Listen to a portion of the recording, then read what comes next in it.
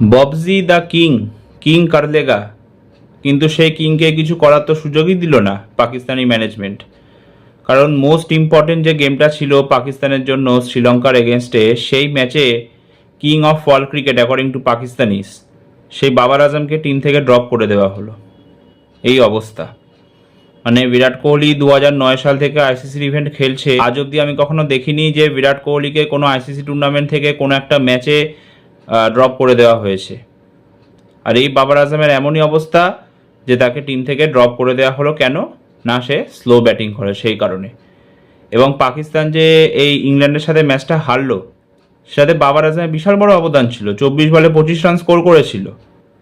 বাবার আজম যদি একটু ফাস্ট ব্যাটিং করতো, লেটসে 24 বলে 32-33 রান করতো, তাহলে হয়তো পাকিস্তান জিততে পারতো।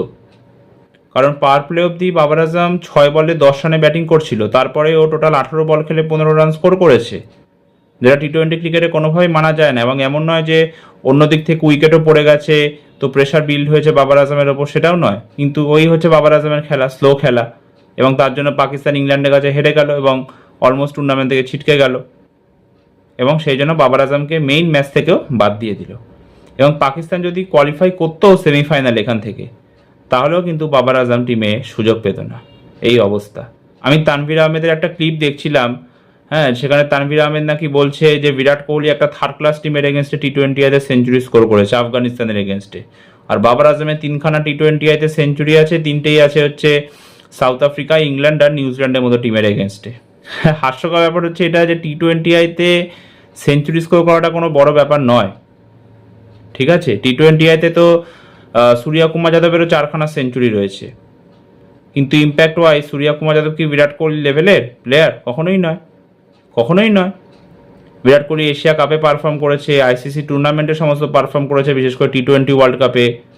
আর সূর্য কুমার যাদব তো এখন অবধি সেরকম পারফর্মই করতে পারেনি, শুধু 2022 টি-20 ওয়ার্ল্ড কাপ বাদ দিলে। তাহলে তো এটাই হচ্ছে মেইন কথা, যে সেঞ্চুরি করা সবসময় বড় জিনিস নয়।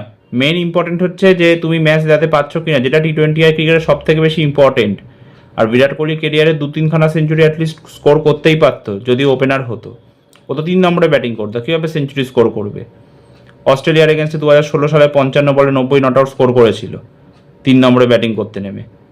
ওয়েস্ট ইন্ডিজের এগেনস্টে 2016 টি-20 ওয়ার্ল্ড কাপ সেমিফাইনালে 47 বলে 89 নট আউট স্কোর করেছিল।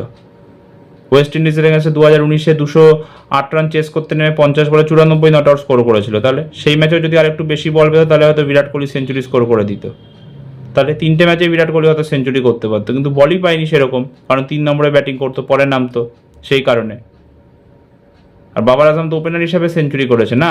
আর বাবার আজমের সেঞ্চুরিগুলো স্কোর করেছে সেই সমস্ত সাইডের এগেনস্টে যখন এদের মেইন প্লেয়াররা আইপিএলে খেলতে আসতো, সেই সময় সেঞ্চুরি করেছে সি টিমের এগেনস্টে। নয়তো বাবার আজম কেন আইসিসি টুর্নামেন্টে পারফর্ম করতে পারে না? কে বারণ করেছে বাবার আজমকে পারফর্ম করতে? 500 বা তার বেশি রান যারা স্কোর করেছে টি-20 ওয়ার্ল্ড কাপ হিস্ট্রিতে, তাদের মধ্যে বাবার আজমের সব থেকে স্লো স্ট্রাইক রেট 110.5 এরকম মনে হয়। তারপরে মোহাম্মদ রিজওয়ানের স্ট্রাইক রেট আছে। তাহলে তো বাবার আজম যদি এতই ভালো প্লেয়ার হয়, তাহলে আইসিসি টুর্নামেন্টে যখন সমস্ত টিম তাদের মেইন প্লেয়ারদেরকে পাঠায় খেলাতে, তো সেখানে বাবার আজম পারফর্ম করুক ভালো বোলারদের এগেনস্টে, কোয়ালিটি বোলারদের এগেনস্টে। সেখানে তো পারফর্ম করতে পারে না, সেখানে তো টেস্ট খেলে বরং পাকিস্তানকে হারায়। বায়োলেটারাল সিরিজও কী করেছে না করেছে কেউ মনে রাখবে না। মানে পাকিস্তানিরা যে কী কারণে বাবার আজমকে বিরাট কোহলির মতো একজন লেজেন্ডারি প্লেয়ারের সাথে কম্পেয়ার করে, এটাই কিছুতেই বুঝে পাই না। মানে যে প্লেয়ার সচিন টেন্ডুলকারের পরে ইন্টারন্যাশনাল ক্রিকেটে সেকেন্ড সবচেয়ে বেশি সেঞ্চুরি স্কোর করেছে, সচিন টেন্ডুলকারের পরে ইন্টারন্যাশনাল ক্রিকেটে সবচেয়ে বেশি রান স্কোর করেছে, তাকে না বাবার আজমের মতো প্লেয়ারের সাথে কম্পেয়ার করে। কি বলবো এদেরকে, কি বলার আছে? বাবার আজমের মতো প্লেয়ার আমাদের ইন্ডিয়ার অলিতে গলিতে পাওয়া যায়। রঞ্জিতের ট্রফিতে চান্স পায় না বাবার আজমের মতো প্লেয়ার ইন্ডিয়াতে। এরকম হাজারো প্লেয়ার আমাদের ইন্ডিয়াতে পড়ে রয়েছে বাবার আজমের মতো। তো বেকার যাকে বলে, এই পাকিস্তানিরা বাবার আজমকে বিরাট কোহলির সাথে কম্পেয়ার করে কেরিয়ার শেষ করে দিয়েছে। দেখো, এখনও বাবার আজমের 31 বছর বয়স, আর এখনও বাবার আজম এখান থেকে ইমপ্রুভ করতে পারে। কিন্তু বাবার আজমকে সবচেয়ে প্রথমে টি-20 ক্রিকেট ছাড়তে হবে, কারণ 2024 টি-20 ওয়ার্ল্ড কাপের সময় মনে আছে বীরেন্দ্র সেহবাগ বলেছিল যে বাবার আজম টি-20 প্লেয়ারই নয়, ক্যাপ্টেন চেঞ্জ হলে ওর পাকিস্তান টিমে জায়গাই হবে না, এবং ও জায়গা তো হচ্ছিল না। তারপরে এশিয়া কাপে পাকিস্তান ভারতের কাছে 3টে ম্যাচেই জঘন্যভাবে হারলো, গ্রুপ স্টেজ, সুপার 4 ফাইনাল। তারপর ওরা ভাবলো যে না, বাবার আজমকে এবার টিমে নিয়ে আসতে হবে।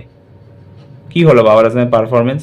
2025 সালে 8 ম্যাচের 8 ইনিংসে 206 রান স্কোর করেছিল, 2 50 সহ, 114 স্ট্রাইক রেট ছিল। আর 2026 সালে হচ্ছে 9 ম্যাচের 7 ইনিংসে 167 রান স্কোর করেছে, একটা 50 সহ আর 117-এর উপর স্ট্রাইক রেট। তাহলে এই তো অবস্থা। মানে যে স্ট্রাইক রেটে ব্যাটসম্যানরা আজ থেকে 18-20 বছর আগে ব্যাটিং করতো টি-20 আইতে, সেই স্ট্রাইক রেটে বাবার আজম 2026 সালে ব্যাটিং করছে, যেখানে অন্যান্য দেশের ব্যাটসম্যানরা মিনিমাম 145-150 স্ট্রাইক রেটে ব্যাটিং করছে। আর এ হচ্ছে পাকিস্তান ক্রিকেটের কিং। তো এই জন্য পাকিস্তানের স্ট্যান্ডার্ড এইরকম, কী বলার আছে আর। তো বাবার আজমকে ওডিআই টেস্টের উপর ফোকাস করতে হবে। টেস্টেও খুবই খারাপ ফর্ম চলছে, 2022-এর পর থেকে একটা সেঞ্চুরিও স্কোর করতে পারিনি, আই থিঙ্ক 25 না 26 মতো অ্যাভারেজও রয়েছে। হ্যাঁ, ওডিআইতেও সেরকম ভালো পারফর্ম করতে পারছে না, স্ট্রাইক রেটও অনেক কমে গেছে।